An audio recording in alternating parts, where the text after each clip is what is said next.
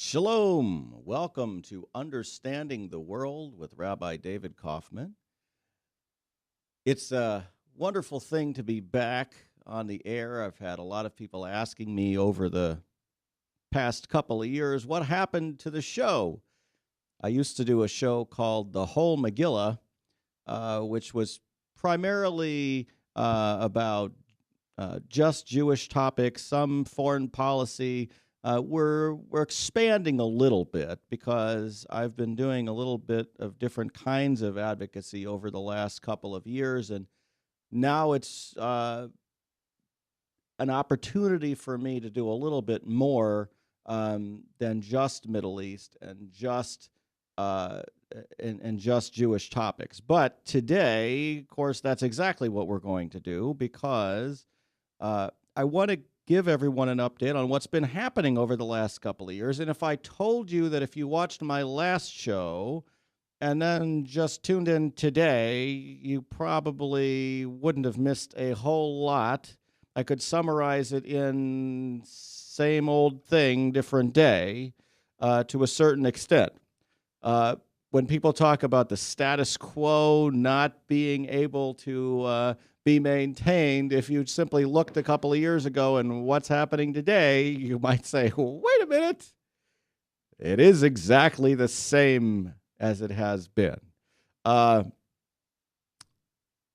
People who want peace to happen tomorrow are still pushing for peace to happen tomorrow. People who are opposing peace are still working to oppose peace. The big difference is 2 years ago, people thought there was more of a process, and today people are a little more doubtful that there is a functional process that can be put in place. The first segment of the show today will deal with that, really. Where are we today as far as realistic hopes for peace? And I start there simply because I think this is where the audience that has worked with me over the years, the people that I have spoken to, that's where their interests are going to lie today. And as I move forward with the show, there are going to be a lot of different topics that will come up. Not only will we talk about Israel-Palestinian issues, but we will also talk about issues related to the broader Middle East, what's going on in Egypt, for example, what's going on in Turkey, Syria, certainly Iran, and then the advocacy that I've been doing more recently also comes to have an impact, which is dealing with Sudan. And some people say, well, Sudan is Africa. It has nothing to do with the Israel-Palestinian conflict. It's really not the same. Well, what you find out is right now, Iran, Sudan, Egypt, Hamas, Hezbollah, and potentially even Syria are all working together and to a certain extent, and it's a different world, and we need to deal with it. And most of the media doesn't understand that there are connections there, but we'll get to that in future shows as we go on. I also have dealt with hunger issues over the years. I've dealt with a lot of social issues over the years. And certainly when we get to Jewish holidays, there may be some things that I'll talk about related to Jewish holidays as well, either over whole shows or segments. You will notice in coming shows that there will be guests who will be joining me either in the studio here or on Skype, coming in from all over the world in shows coming ahead, whether they will be talking about the Israel-Palestinian conflict, peace issues, issues related to Sudan or others. I have been in contact with leaders of Sudanese communities around the world, including some of the leaders of the Sudan Revolutionary Forces in Sudan itself, who may be joining us via Skype potentially over the coming months ahead.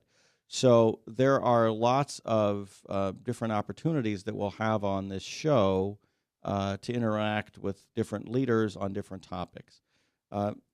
First thing I wanted to get into is kind of where the peace process is, and I'm I'm the leader of an organization, well, co-leader of an organization really called weareforisrael.org. And you can find the website, weareforisrael.org, online. We are a centrist organization. We have over 350 rabbis signed on in support of our mission statement, most of whom are Reform and conservative rabbis. We tend to be the more moderate toward the political center kind of rabbinic organization with a number of supporters who are not rabbis. And so if you're not a rabbi and you're interested in supporting what I'm talking about and what We Are for Israel stands for on the website, I would urge you to go to the website, and you can sign on to the mission statement, or you can simply sign on to receive our emails and keep up to date on what's going on. There's an article that I wrote in December. I wrote on December 11th. It's called Realistic Hopes for Peace in the Real World. And it was in response to a number of articles that I had seen online dealing with people who were peace advocates who had lost hope in the peace process. And I wanted to share a little bit of that with you and kind of talk about that as part of the first segment today, because it sets up the second segment of the show today, which also deals with kind of current attempts to restart the peace process, or restart a peace process, or even recreate a peace process, depending on where you believe things stand. So I've heard many powerful speakers over the years talk about Israel. Few among them compare with Leon Wieseltier, whose absurdly elevated language and flowing, shockingly white hair would make him stand out in any crowd of speakers. Wieseltier is someone who most often makes sense to me amid a plethora of voices who are all too unrealistic. He regularly sees things that should be obvious but are not. And he wrote in the New Republic in December an article called Losing Hope, in which he talked about the fact that he's lost hope in the possibility of peace between Israelis and Palestinians. And not solely because of beliefs in the Israeli governmental positions and the Israeli governmental situation, which, you know, the people in the peace advocate community sometimes want to blame everything on the Israeli government's positions. Wieseltier would also say, you know, it's going to be difficult to move the Israeli government in certain directions, but certainly it's difficult to move the Palestinian leaders in certain directions too. So when Wieseltier wrote about losing hope, people listened to him. His words were shared in forum after forum, that he lost hope that peace is possible in his lifetime. I've communicated over the past few months with people like Arthur Waskow of the Shalom Center, who would like to see hopes for peace around every corner, constantly believes that peace is possible, that human beings can overcome the challenges they face that make it difficult for them to pursue peace. An absolutely wonderful person. I will potentially have Arthur Waskow on this show at some point in the future. I don't necessarily agree with Arthur. In fact, I often disagree with Arthur about the way that he sees the world. But I do have the same hope for Arthur that peace is possible for Israelis and Palestinians. And so we will talk about that as the show goes forward. Arthur Waskow wrote in an article soon after Operation Pillar of Defense began, in which he cited Gershon Baskin, who's another person who we'll have on this show. Gershon Baskin is the director of the Israel-Palestine Center for Research and Information, I believe, IPCRI. His opinion that Hamas was interested in negotiated peace. And you will see all kinds of different positions out there that say Hamas is interested in a negotiated peace. Khaled Mashal, however, seems to indicate that that's not the case. And Khaled Mashal is the leader of Hamas, and he said upon setting foot in Gaza in December that Palestine is ours from the river to the sea, and from the south to the north. There will be no concession on an inch of the land. We will never recognize the legitimacy of the Israeli occupation, and therefore there is no legitimacy for Israel, no matter how long it will take. And Gershon Baskin responded to that, saying, Hamas says never recognize Israel, never make peace with Israel. Fine. Palestine is a recognized state. Gaza is a liberated part of Palestine. Important. Gaza is a liberated part of Palestine. Gaza is no longer occupied territory. Okay, there's a lot of argument against that. People would want to say that Gaza is occupied territory. Gaza is not occupied territory. Gaza is liberated territory. The Rafah border with Egypt is open. No occupation anymore. Israel should announce that Gaza has 2 years from today to take care of its own electricity, water, food, and economic needs. In 2 years from today, the Israeli-Gaza border is closed, and nothing will come to Gaza from Israel. Let them trade through Egypt. Use El Arish, Port Said, whatever, not through Israel, which they desire to destroy. If they want to build a seaport, go ahead. If they smuggle arms through that port, Israel will stop it. If they want quiet, they have to give quiet. They want war, as Khaled Mashal said, they'll get war. 2 years, that's what I would say, then they're on their own. That's Gershon Baskin. Now, Gershon Baskin is a very strong peace advocate. You got to understand that. So one certainly has to add to this the fact that the Palestinians sought and received observer state status in the United Nations. And I wrote an article about that for We Are For Israel as well, talking about the impact of observer state status.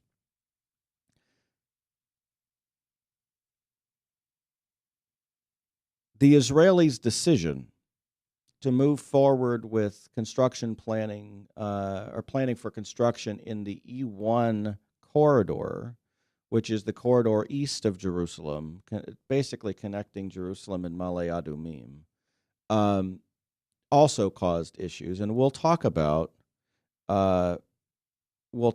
some of those issues related to E1 as we move forward in future shows too. There's way too much information for me to just present it all today and hope to have it explained clearly. I'm not going to try to do that. I'm certainly not going to try to do that in the first 15 minutes of the show. So as far as peace goes, as crazy as it all may sound, I don't think all is lost. There are several, what I would say are seemingly intractable arguments that I think have been solved, intractable issues. First, there's always been a concern about how to allow for a physical connection between Gaza and the West Bank. There are concerns about Hamas coming to power in the West Bank should they obtain increased access to the West Bank. And these have made it difficult for the Palestinians to consider national elections. Fully separating Gaza from the West Bank can actually enable everyone to move forward, finding a solution. It makes sense for Israel to do what Gershon Baskin suggests for Gaza, and potentially for the Palestinian Authority to simply let Gaza go.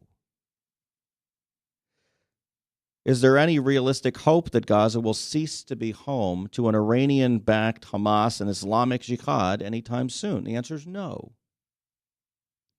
Separating Gaza's leaders from the West Bank allows for Israel to be at war with the people of Gaza and at peace with the people of the West Bank. That's simple. Why must we insist on allowing those filled with hatred in Gaza to torpedo prospects for a better future for Israel and for the people in the West Bank? Of course, the Palestinian Authority itself would need to stop claiming Gaza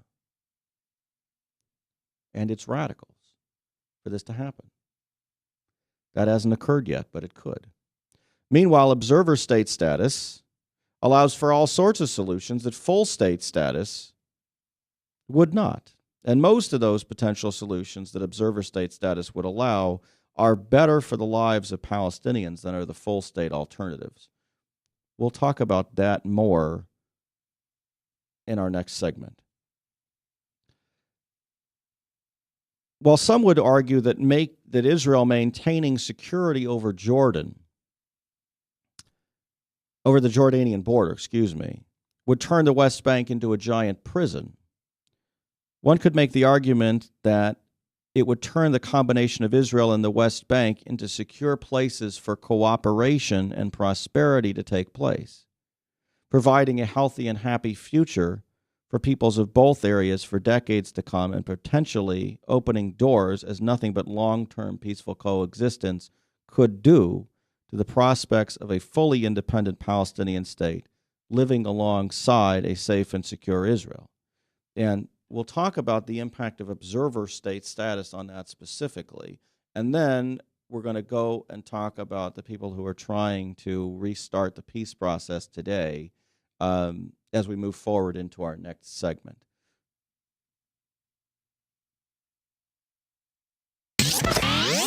From the RE/MAX Real Estate Concept Studios, this is Webcast One Live. I'm Brian Leach, owner and general manager of Service Legends. I brought along a couple of the home comfort heroes. Hi, I'm Tammy Wells. I am Nick Wonderscheid. I'm administrative manager I am the senior technician from Service Legends. It seems like every good thing, when you feel it to the bone that it's good, there's a lot of hard work put behind it. I don't think that you can fake it and have it turn out good. You know, if we seem like, okay, that's just weird, it's just a furnace, why would you believe so deeply in a furnace? It's not just that, you know, we want to show the world that you can have good service. Yeah, I mean, it's your home. You know, it's built into our daily trainings, it's built into our culture, that we're gonna do whatever it takes to have each client say they love us, period. That's why we spend all the hours in the training that we do. And if we guarantee it's gonna be a good experience for you, or else it's free, what type of work do you think we're gonna do? There is a guarantee. Temperature selection guarantee, fixed right or it's free guarantee, comfort guarantee, best value guarantee. All of these guarantees hold us accountable to ensuring that we exceed your expectations. And if for whatever reason we'd fail and we can't make it right, we guarantee all of those guarantees with a 100% money back guarantee. I mean, if you don't think that your technician can fix it right, are you gonna say that to a client? No. You don't have to worry about having a technician come to your house. We drug test, background check all of our team members. We put safe people in your home. Each and every one of our service techs, 400 hours a year in training. You tell it the minute they walk in the door. They know what they're doing, they've done their homework, and they actually truly care about what you want. Because at the end of the day, you're the person that makes sure I have a job. They're gonna be listening. They're gonna wanna know what your challenges are. Then they're gonna come and give you options, and you get to choose. If I'm there to help and I make it easy and painless, I did my job right that day. Well, when it comes to your comfort, safety, and your family, you know, you don't necessarily go buy the most expensive, but you get the most bang for your buck. Oh, it's worth it, because there's a lot of people that will find a way to get it to work right now and then leave and then come back, charge you again, and the cycle just repeats itself. So when I'm out there looking at the furnace, I want to find why it failed today. How can we change the part today with something that you're not going to have to worry about? Is it worth changing the part today? I mean, you can put a lot of money into a furnace. I can fix parts all day. There's good job security in that for me, but is it the right thing for you? I get a lot of the phone calls of after the technicians are there. They're just in awe. They're like, wow, you guys are great. I mean, I don't even know what to say. You guys are great. Everything you did was perfect. It was great. Keep going though, I like this. Just give us a try. I'm gonna take all the risk. I've got the time to make this right. I've got the support to make it right. Just check us out. And if you don't see the value in what we do, I mean, fixed right or it's free or 100% money back. enough said.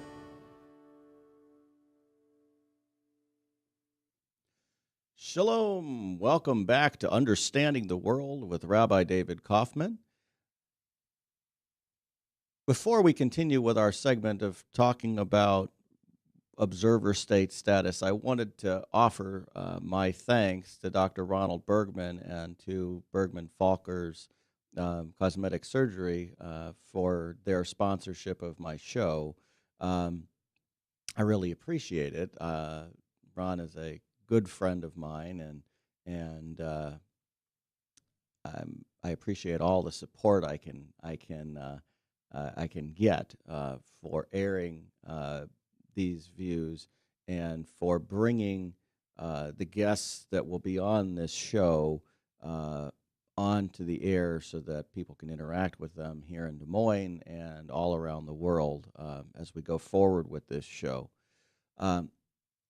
Many of you don't know me, and I wanted to do a brief kind of background of who I am. I grew up in St. Louis, Missouri.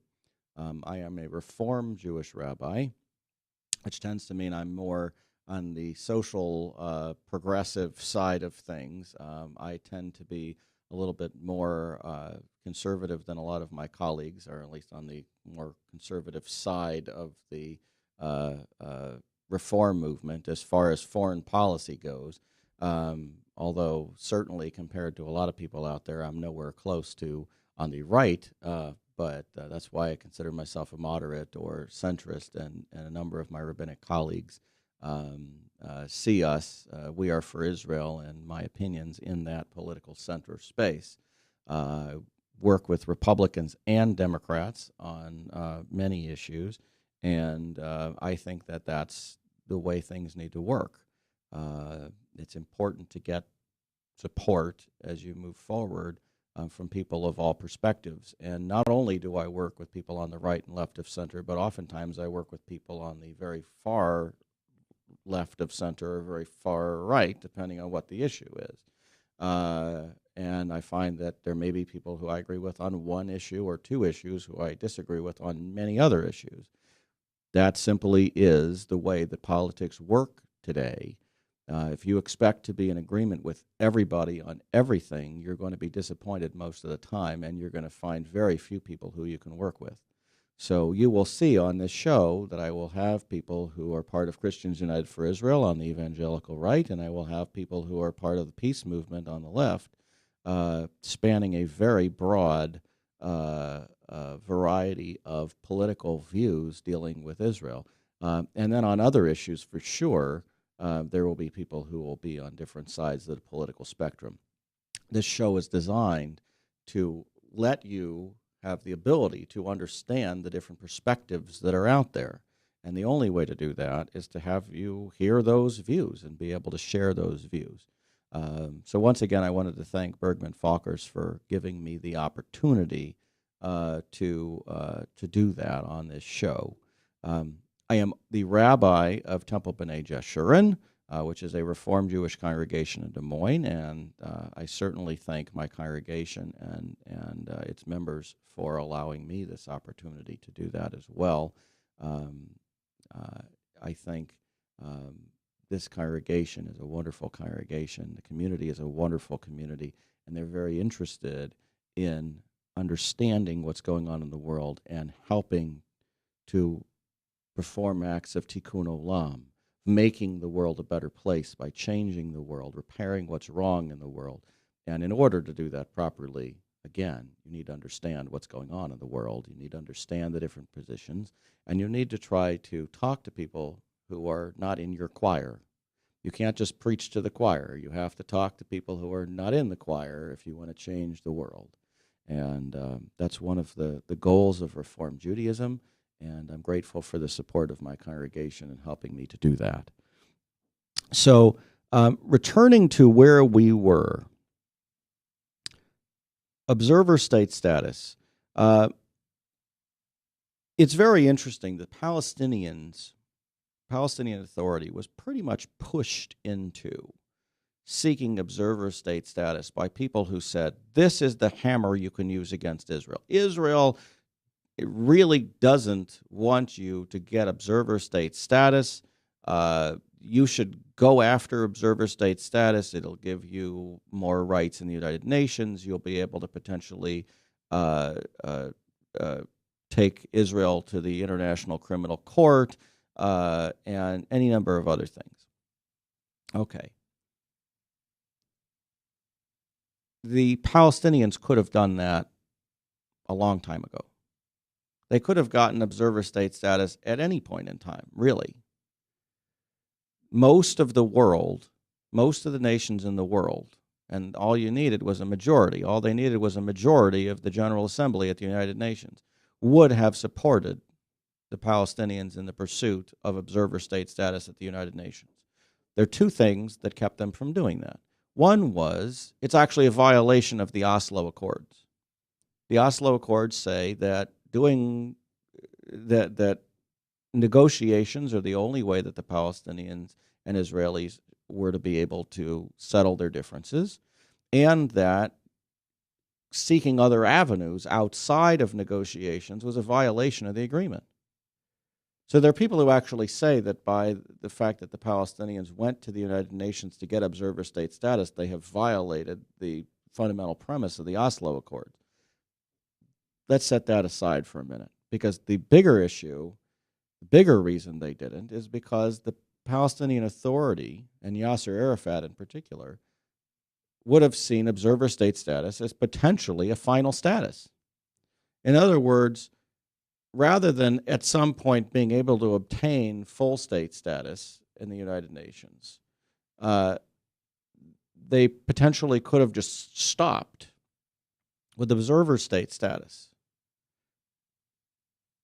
And the reality is observer state status may prove more beneficial than a full state status would.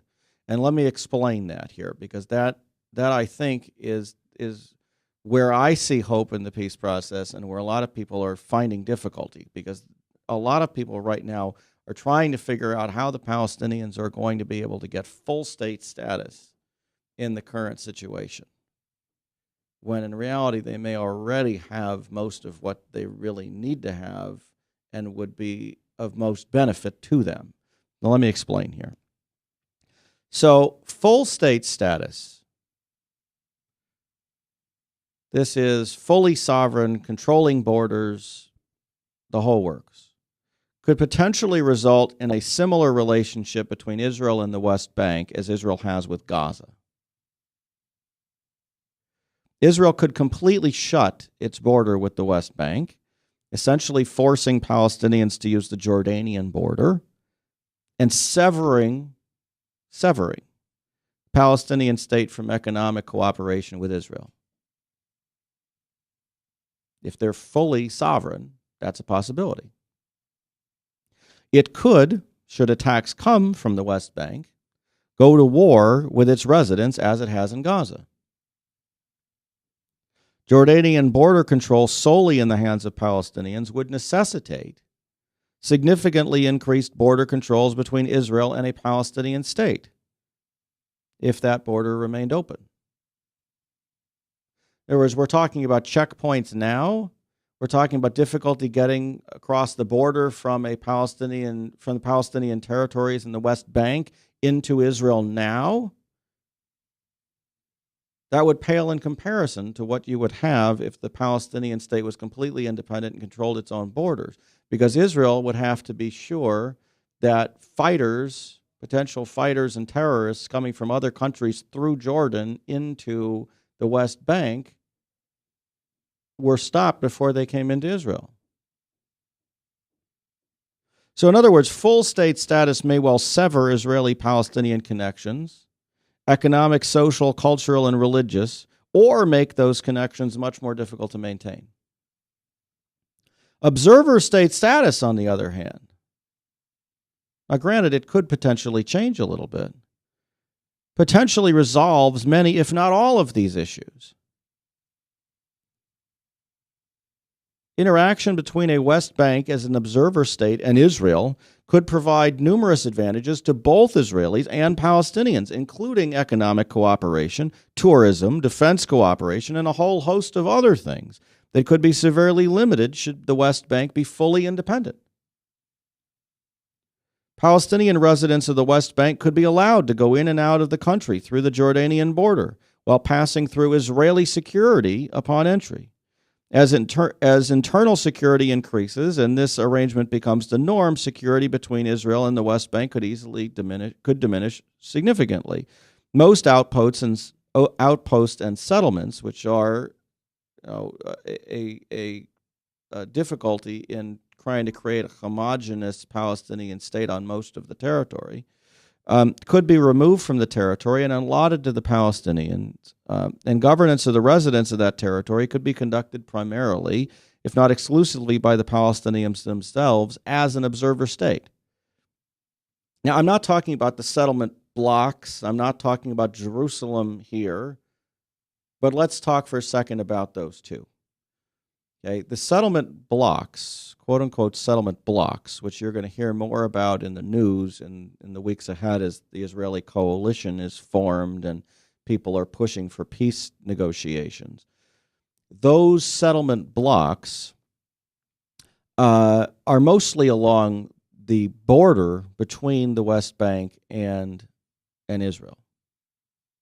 Okay, they're along the 1967 armistice lines, I should say, because it's not really a border. Or 1949 armistice line. Get my terms correct here. 1949 armistice line. Armistice line is simply where the fighting stopped and who controlled what territory at that time. Israel's recognized as a nation, but those borders aren't necessarily recognized. Okay, so there are all kinds of legal issues that go on there, and I don't want to deal with that. So we're going to talk about armistice lines right now. The issue is most of those settlement blocks are along that border. Much of the population, the Israeli population that is in those areas, the areas that the population has moved into since 1967, are in the area of Jerusalem. They're not in the areas that are further into the middle of the West Bank. Most of them are near Jerusalem. When the Palestinians and others talk about East Jerusalem, they're really not talking about East Jerusalem. They're talking about everything but straight West Jerusalem. If you look at a map of Jerusalem from 1967, you will see that the Jews controlled straight west, not including the Old City, which is where the Temple Mount is and the holiest site in the Jewish tradition. Home of the Western Wall. The Western Wall is the western wall of the Temple Mount. The Jews controlled just straight west. Jordan controlled northwest, north, northeast, east, southeast, south, and southwest. And that they call East Jerusalem. Okay, that's East Jerusalem is simply northeast or south of the 1967 border. And part of the reason it's portrayed as East Jerusalem is because east-west split sounds fair. Okay, now, if you're actually in Jerusalem, you will see that none of these splits make really much of any sense. And when we're dealing with the situation of the division of a potential division of Jerusalem, there are so many issues that come into play about how it could even possibly work and what it would be like touring such a place, that you'll see it's very difficult to conceptualize. We'll talk more about that afterwards, and I want to talk a little bit about this idea of people who want to see opportunities for peace right now and want to pressure the United States government to try to make peace right now after the break. Thank you for joining me. From the RE/MAX Real Estate Concept Studios, this is Webcast One Live. Drink, dance, party. Kitty's is the ultimate dance club in Des Moines. A huge dance floor with room to move, 3 bars to keep your drinks full, and kickin' DJs playing all your favorite dance music. At Kitty's, we've always got your birthday party planned with Birthday Fridays. That's right, when your birthday rolls around, there's only one place to go. Gather up your friends and head to Kitty's, where you drink free on the Friday of your birthday week. Find out more about Birthday Fridays at kittiesusa.com. Kitty's, all kinds of people, all kinds of music, all kinds of fun. Drug and alcohol addiction slowly steals a person's identity, tearing away pieces of their life little by little until one day it seems like the hope of a happy future is gone and there's no chance of getting it back. Here at St. Gregory Retreat Centers, we can assure you that there is hope. Our unique approach to recovery begins with the understanding that the dysfunction and damage caused by addiction can be overcome, not just dealt with. Don't let another day go by. Call St. Gregory today. Whether you're 10, 25, 50, 80 years old and beyond, everyone needs to live within their means. I'm Tom Coates with Consumer Credit of America. For almost a quarter of a century, we've helped people of all ages learn to manage their personal finances to benefit them far into the future. When problems arise, we've got the experience you need to make those debt problems go away. Got financial problems? Call Consumer Credit of America.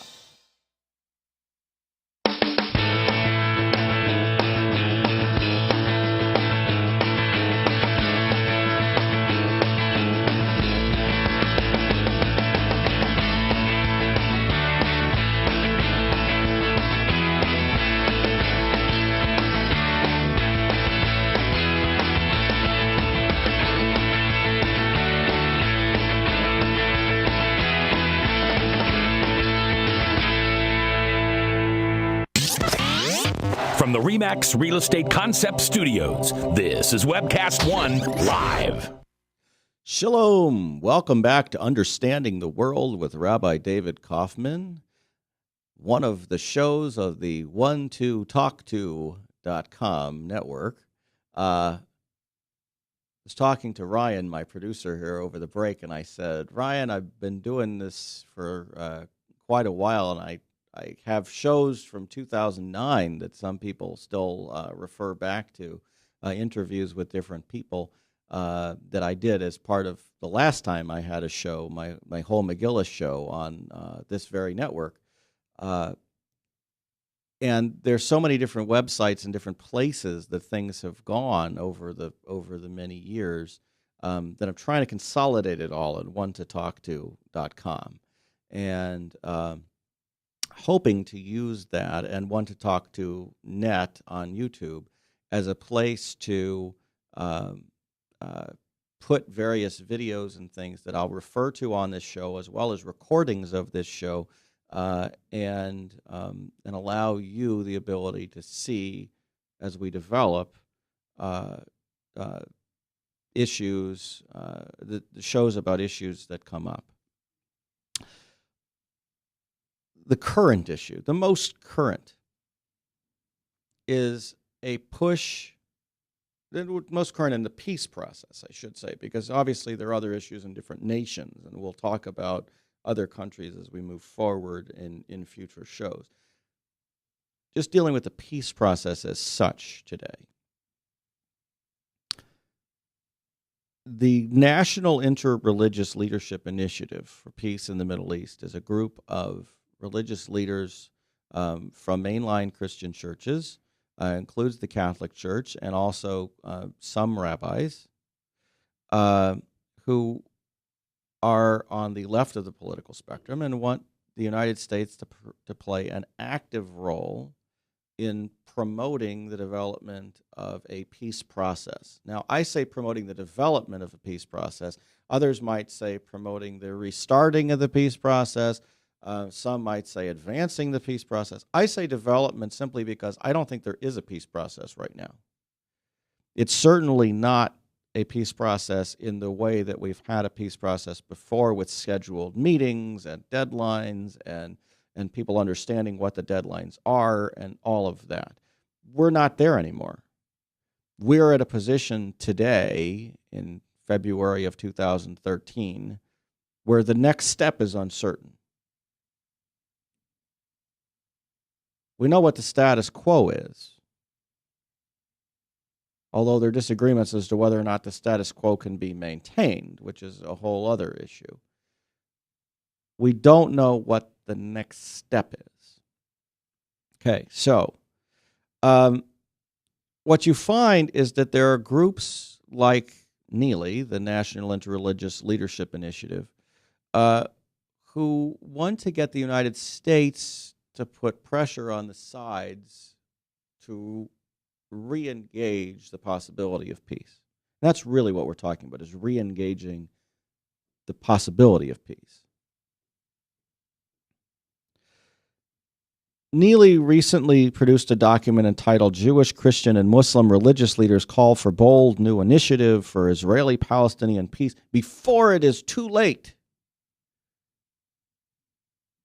Because they worry that at some point it's not going to be possible to create a two-state solution. Now, as you heard earlier in this show, a two-state solution, two states, meaning Israel and a Palestinian state, may not even be the best solution at this point. If it's possible, it would be great. But we may be looking at a three-state solution. We may be looking at a separate Gaza and then a solution that deals with the West Bank. That's a possibility. Okay, so what I want to do is not just talk about two-state solution as the only possibility of peace. I want to talk about potential possibilities for peace, whatever they may be. And I want to make sure that we're talking about solutions that are going to be good for the Palestinian people as well as the Israelis. Now, if you said, but Rabbi, a two-state solution is the best way to go, I could argue that the people in the West Bank want one thing that would look like, and the people in Gaza want another thing that Palestinian state would look like. And you may not be able to please both of them under any circumstances. And potentially, if you try to please the people in Gaza as to what that would look like, it might not make peace between the Israelis and the Palestinians in the West Bank even possible. So it's important to understand that solutions for peace should not be limited to let's talk about two states and hope that everybody understands what we're talking about. Let's just talk about peace solutions, because we want peace. And it may be more advantageous and work to talk about solutions that involve the West Bank in one way and Gaza in another. So this group, Neely, wants to have the United States play an active role in bringing the sides. And what it calls for, what Neely calls for, is immediate sustained leadership from the United States. And what does immediate sustained leadership mean? Well, when you bring in the words bold initiatives for peace, unique leverage, and active, fair, and firm U.S. leadership later in the document, these words would seem to imply pressure being brought to bear.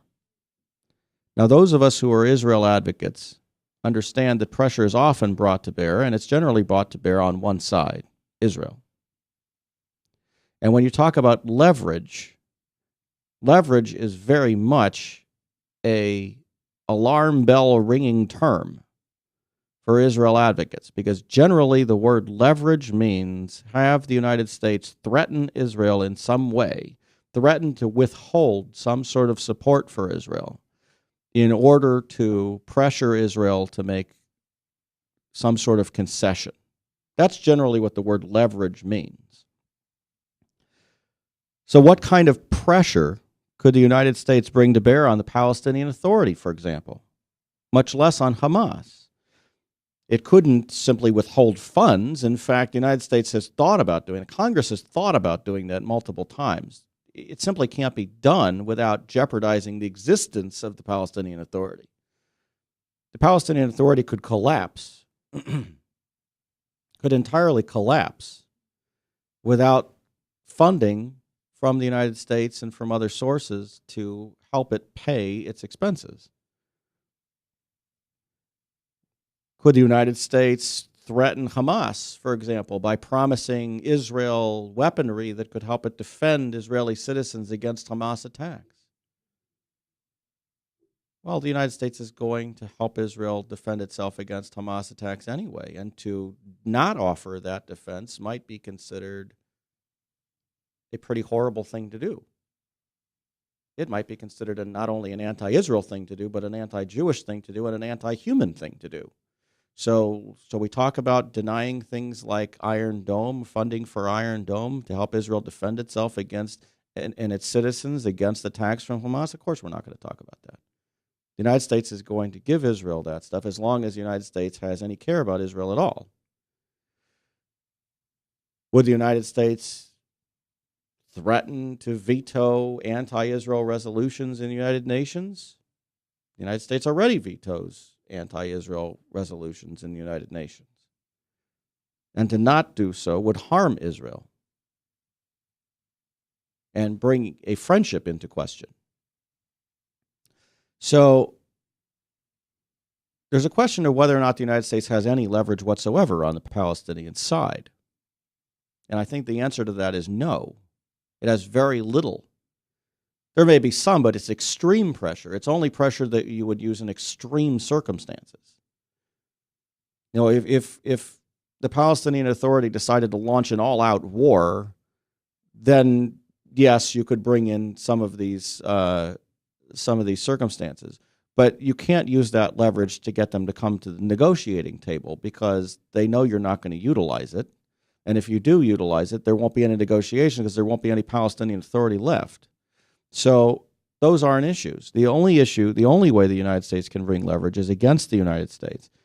Well, actually, there is one way that the United States could bring leverage against the Palestinian side, but it would eliminate the peace process. The United States could basically threaten as follows. We will recognize Israeli control over these territories and maintain the status quo indefinitely until you come to the peace table. The United States could threaten that, but that undermines the argument being made by the peace side that that's not possible. So either it's possible and the United States could threaten to maintain it, or it's not possible and therefore it's not a threat. On the other hand, the United States could threaten weaken support for its friend and ally Israel in numerous ways, not limited to military aid and support, intelligence gathering, diplomatic, financial support. So the United States could threaten Israel in a number of ways. Probably won't. I can't imagine that it would in a number of those ways, but it could. And to a certain extent, that seems to be what is being asked for people who are advocating for peace. So there are statements about fairness, which seem to be merely a fiction that's created to make pressuring Israel look like it's in the context of pressuring both sides, when in fact it's really just pressuring Israel. Now, first question is whether or not such pressure should ever be applied to a friend and an ally. But if you're going to apply it, why would you apply it now? There's absolutely no chance for progress to happen in a number of issues because of this. It's a time when nations bordering Israel are in utter chaos. It's a time when all of the Arab governments in the region are under threat by radicals and no few are falling to them. One of the big concerns that Israel would have in any creation of a Palestinian state is what happens if that state falls to radicals. So right now, Gaza is in control of a Muslim Brotherhood-allied, Iranian-backed and armed force desirous of destroying Israel. Palestinian Authority has no power and little influence over the affairs of Gaza, and its control over the West Bank is largely dependent on the West Bank and Israel.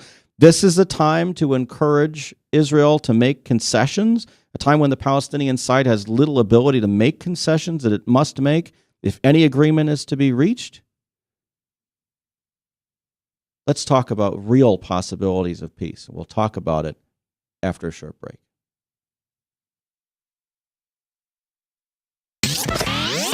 From the RE/MAX Real Estate Concept Studios, this is Webcast One Live.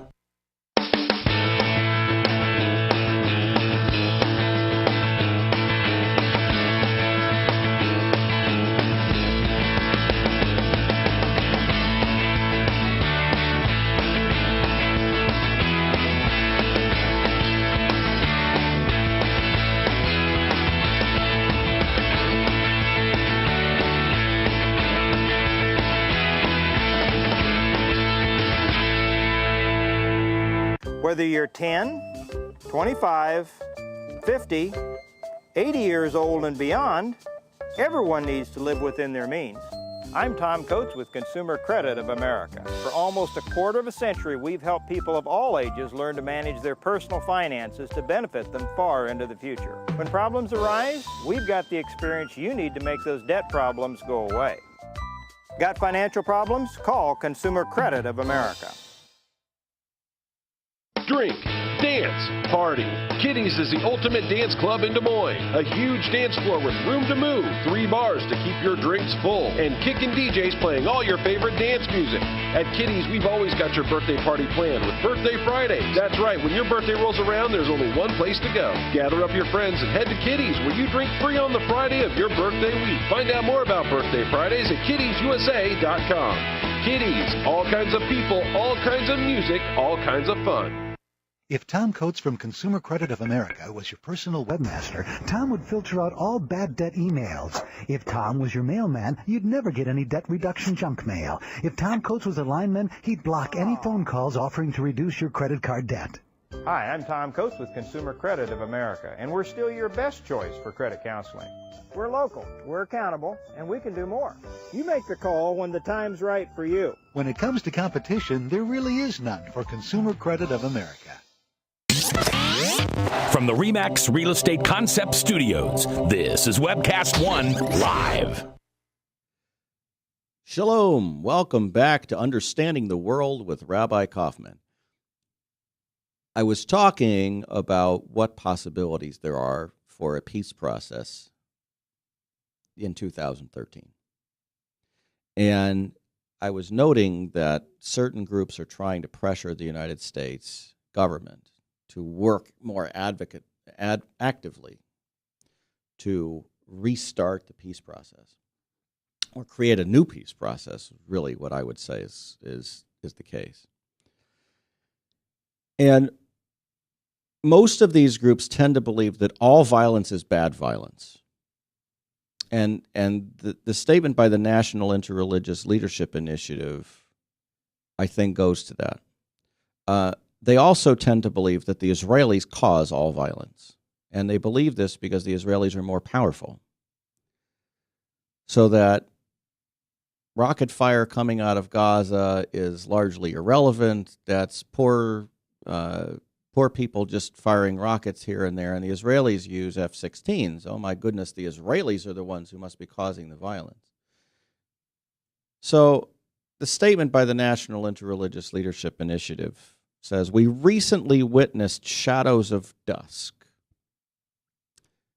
It's clearly a reference to Operation Pillar of Defense. And what they're arguing is that violence is bringing darkness to the peace process, that the sun is going to go down on the peace process. That is what their argument is. Now, what I can tell you is I believe the argument is wholly wrong. That the exact opposite point of view is actually more accurate. But let me explain why. This would seem to be a reference to Pillar of Defense, in which Israel struck Hamas and Islamic Jihad military sites in Gaza, greatly weakening their ability to attack Israel and removing, as a threat to Israel, Iranian long-range missiles that were being housed there, that were designed to ramp up a violent conflict with Israel. When you say we recently witnessed anything, you would assume that you're not talking about a long, sustained amount of activity before that. And that long, sustained amount of activity before that would be rocket fire out of Gaza against Israeli civilians. A ramping up of the weaponry housed in Gaza that could kill even more Israeli civilians at a further distance away from Gaza. Activity that had been going on for years, not recent. So recently witnessed would hardly be appropriate for months and years of activity by Hamas and Islamic Jihad. And this statement then can only be a condemnation of Israel's actions as hastening an end to the process, not the arming of the militants by Iran in Gaza, or the use of those weapons by Hamas and Islamic Jihad against Israeli civilians. No, that's all irrelevant. Israel's retaliation, not even retaliation, Israel's attempts to defend itself by taking out those weapons and reducing the threat against this population is somehow seen as bringing on the darkness.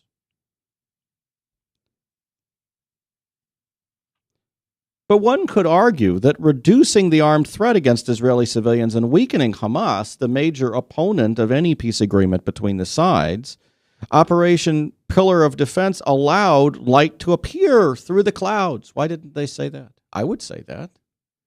Weakening Hamas makes peace more possible, not less possible. The fact that the National Interreligious Leadership Initiative chose the opposite point of view indicates a clear bias and, in my view, a wrong-headed understanding of those events in the current state of affairs. The understanding is developed more fully in this statement that was included in the document. The current dangerous stalemate, including the legacy of past failed peacemaking efforts, undermines our security and that of others, destabilizes the region, fuels terrorism and extremism, allows continuing Israeli settlement expansion, and prolongs Palestinian unity. This statement alone is the reason I wrote a response to this article on weareforisrael.org. I encourage you to go to weareforisrael.org to read it, because in the next couple of minutes here, I'm not really going to have an opportunity to go through in detail all of the things. But in one statement, this group of mainline Christian leaders, Christian leaders and other progressive left religious leaders put on the lap of Israel blame for multiple evils, while assigning no blame at all to the Palestinian side. There's a mention of past failures in the peace process. There's no mention of the fact that while Israel's repeatedly called for negotiations, the Palestinian side refuses to come to the negotiating table and instead has avoided negotiations entirely and gone to the United Nations in violation of past agreements. There's no mention of the fact that in 2000 at Camp David, there was an agreement that the Palestinians refused. There's no mention of the fact that Hamas took over Gaza in 2007.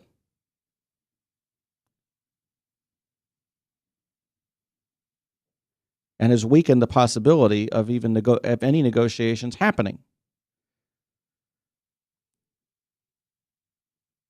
But this idea that what is going on in the Middle East, what is bad in the Middle East, and all the bad things the United States is involved in the Middle East, and everything bad happening in the Middle East, is based on the Israeli-Palestinian conflict, and particularly on Israel, because remember, all the blame is on Israel for it not moving forward, based on Israel's inability to work with the Palestinians to give them concessions that they're willing to accept. That's what it amounts to. Is ridiculous. You're going to tell me the conflicts in Syria, Egypt, Turkey, Sudan, Iraq, Iran, Libya, Tunisia, Afghanistan, and Mali are all about the Palestinian conflict? Of course they're Israeli-Palestinian conflict. Of course they're not.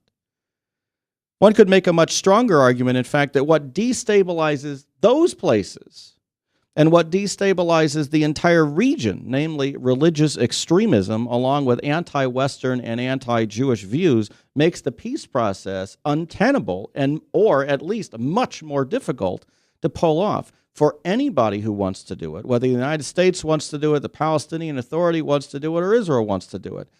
Those views, those anti-Western, anti-Jewish views, and the radicalism that spans the region is the reason that the peace process hasn't worked.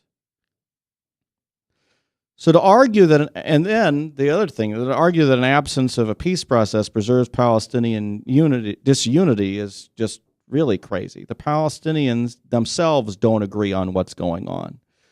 So the peace process may even be a wedge issue between Hamas and the Palestinian Authority, with the Palestinian Authority wanting to pursue a certain kind of peace, Hamas opposing that very kind of peace and potentially not wanting to pursue peace at all.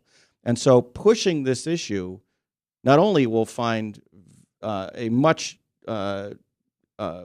weakened Palestinian unity, but potentially also could further weaken relations between Israel and the Palestinians and damage relations between the United States and Israel at a time when the two need to work together to combat the radicalism and the other challenges in the Middle East. We'll talk much more about all of this in future shows. We'll talk about it individually. We'll talk more about Israeli issues, about Israel-Palestinian issues, about Middle East issues. We'll talk about all kinds of issues related to foreign policy around the world, issues related to America, issues related to the Jewish people and the Jewish world, and I hope you will join me again. I will see you next Thursday morning, 8:45 Central Time, right here, one2talk2.com and webcast1live.com. Thank you.